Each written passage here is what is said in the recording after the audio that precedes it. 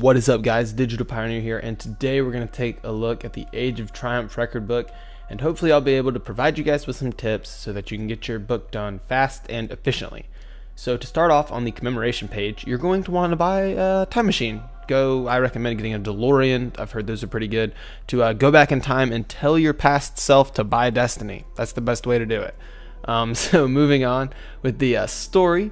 It's pretty self-explanatory. I recommend just running through the story on your characters. Not really much you can do here, but yeah, just playing through the game.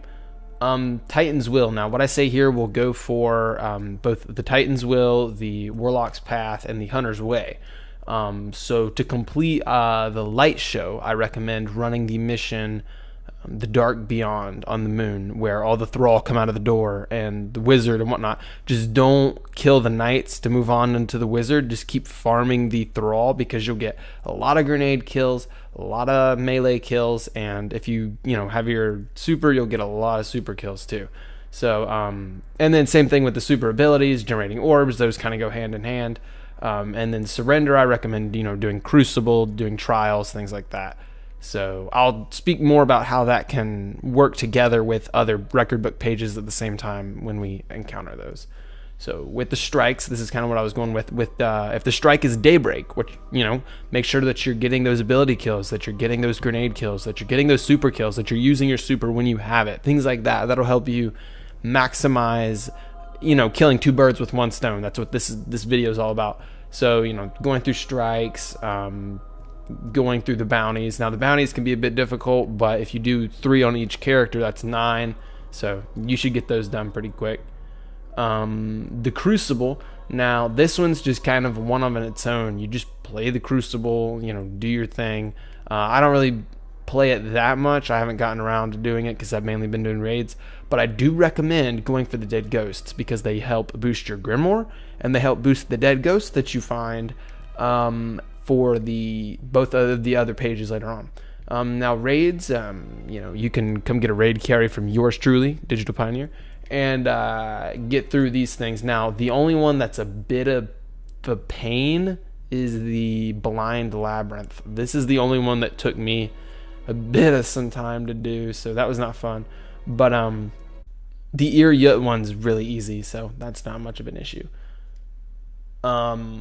With the collections page, like I said, the outlandish arms, you can get those from doing raids, because doing the challenges and the weekly challenges for other raids will give you the exotic primaries for that raid, which definitely adds to your exotic collection, because they do count as exotics. And for those players that may not have a lot of exotics or were lacking in exotics, can get these exotics pretty easy. So Quaint and Curious, like I said, going around and getting Dead Ghosts is the best way for this one, because you get the Dead Ghosts for the Crucible, so you can complete the Historian quest, you get the Grimoire, and you can complete the Echoes of the Ages for the Wanderer. So those kind of go hand in hand, which is another good thing. With the Sparrows and the ships and the shaders and the emblems and whatnot, what I recommend doing is I recommend going to test, to buying new ships or new shaders you may not have. Now for the Wanderer, the only thing that I would recommend for the Public Defender is going and doing Archon's Forge, because that does count as a public event, and if you win, then you do get gold tier for that. So that is a #1 important thing.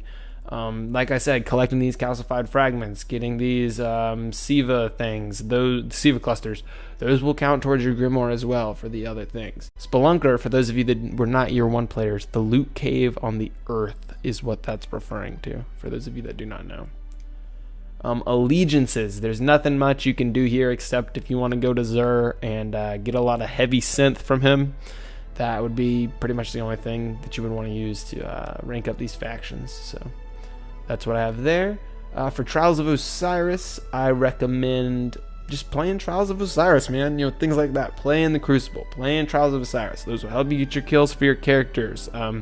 They'll help you get ability kills, get grenade kills, things like that. A lot of this is just making sure that you're aware and that you can max out your efficiency when you're doing things. So other than that, guys, that's all I got for you. And if you like this video, make sure to like and subscribe. If you want to follow me on Twitch, get a raid carry, help you maybe complete some of that raid page, go ahead and do that. And if you want to follow me on Twitter to keep up with me, go ahead. And that'll do it for me for today. I will see you guys next time. Stay frosty.